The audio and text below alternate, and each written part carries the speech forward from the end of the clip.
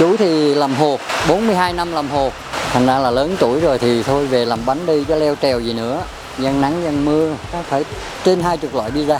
Đặc biệt thì có thập cẩm, cá hồi, bò, hải sản, phô mai.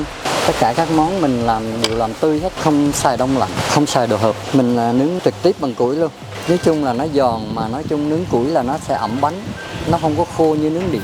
Hồi trước đó là chú nhờ khách địa phương, bây giờ thì là khách địa phương cũng hơi khó ăn. Tại vì chú cung không nổi, khách địa phương ăn cũng hơi vất vả. Có nhiều gia đình lên coi như là chờ 3 tiếng mới ăn được cái bánh. 2 tiếng, 2 tiếng rưỡi, 3 tiếng là bình thường.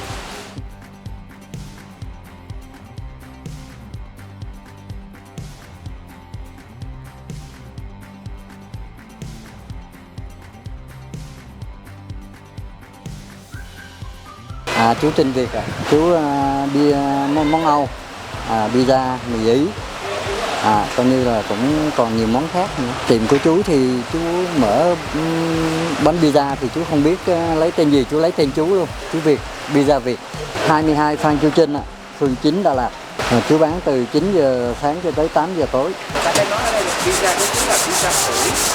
Đúng, pizza Việt nướng lò củi. Chú mình bán cái này là bao nhiêu năm rồi chú? Chú mới bán có 2019 tới đây coi.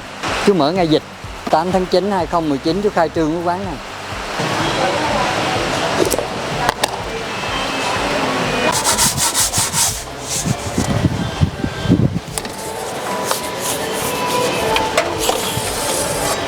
Cái thời điểm mà mình mở ngày dịch nó khó khăn không? Có, nói chung là nhờ khách địa phương nhiều. Khách địa phương ủng hộ chú nhiều lắm. Chú nhờ khách địa phương, không đóng cửa ngày nào hết. Hồi xưa cơ duyên nào mà khiến chú đến cái nghề bán pizza cái nghề Ý này chú? Chú thì làm hột, 42 năm làm hột. Chú mới gác bay năm 2017. Tháng 8 2017 là chú coi như là chú vẫn còn làm cái nhà. Đó là chú vừa làm chú vừa học.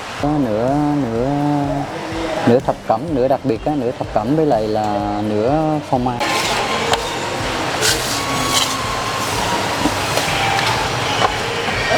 Tại làm sao mà ý là từ nghề thợ hồ mà mình chuyển qua được cái nghề pizza hay vậy chú?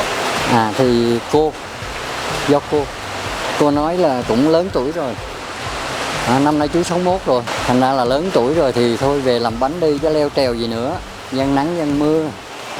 Thì Lúc mà mới bắt đầu bán mình có khó khăn gì chú? không, chú cũng có đi làm ở trên cái tiệm pizza ở trên kia, nhưng mà chú làm chú hợp đồng đó, coi như là cũng cổ phần đó, hợp đồng được 2 năm thì chú thấy là kiểu chung là nó phải đụng mà, thành ra là chú mới nói thôi ra riêng.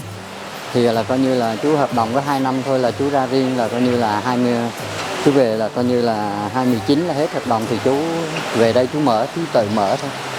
Thì lúc đó mở thì nói chung mình mặt bằng thì thuê, mà mình dưới hẻm mà mở ngay dịch, đâm ra nó cũng hơi khó khăn nhưng mà cũng ổn. Nói chung ổn.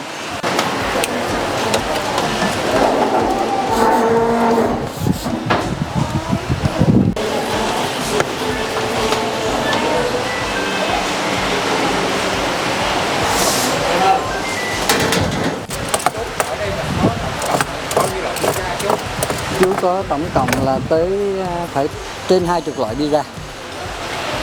Có thể kể có vài loại đặc biệt không chú? Đặc biệt thì có thập cẩm, cá hồi, bò, hải sản, phô mai. Khách thường là thích ăn cái loại pizza nào chú? Thập cẩm. Cái pizza bên mình là giá sao nào từ bao nhiêu chú? Coi như cái thập cẩm size lớn của chú chỉ có 240 thôi, đặc biệt của quán. Thành ra là nói chung là nó cũng ổn. Chú so với những tiệm pizza khác á, thì cái pizza của mình nó có cái điều gì đặc biệt chú?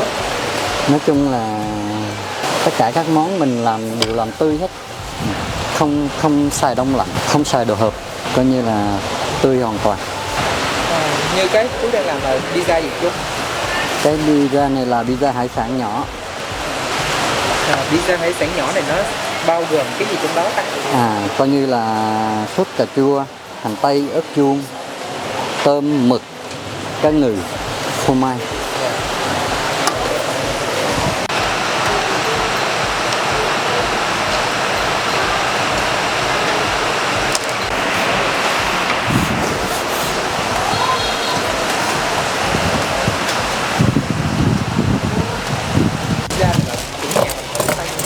Chú sai, chú tự sai.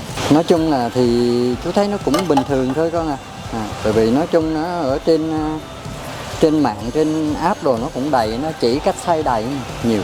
Mà là mình nướng bằng củi luôn hả chú? Đúng rồi, mình là nướng trực tiếp bằng củi luôn. Pizza mà khi cho vô lò nó khoảng bao lâu thì nó sẽ chín? Chú vừa làm vừa nướng là nó 15 phút một cái. Nói chung nó vô lò thì mau lắm. Theo chú là nó ngon nhất là cái điều nào? Nói chung là nó giòn, mà nói chung nướng củi là nó sẽ ẩm bánh, nó không có khô như nướng điện. Có cái bí quyết nào mà để cái pizza nó giòn được như vậy không chú? Có chứ con. Nói chung là do mình cũng canh lửa nữa con. Thì vì cái nhiệt độ này là do mình canh. Nướng cái bánh ra, chú cắt cái bánh ra chú biết cái bánh nào ngon, cái bánh nào dở liền. Nhưng mà nói chung là đa số thì mình nướng củi thì lúc nào nó không phải giòn hết con.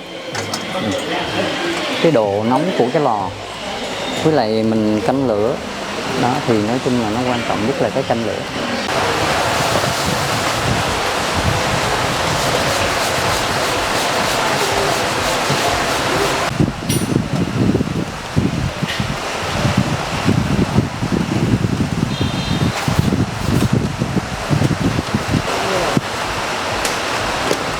Quá luôn.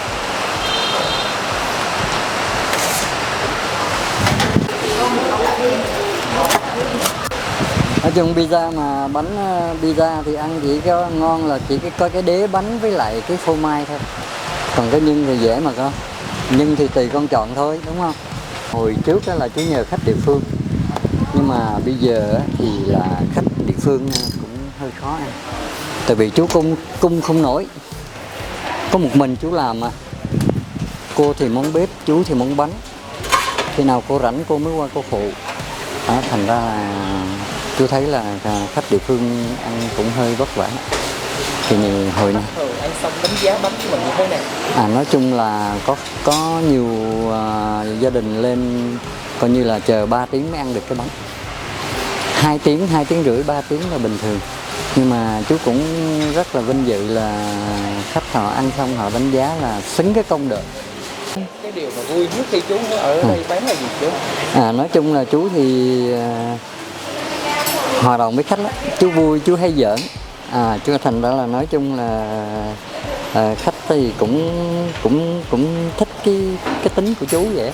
Thì chú thì cứ hài hòa đi, mình cứ vô tư đi con.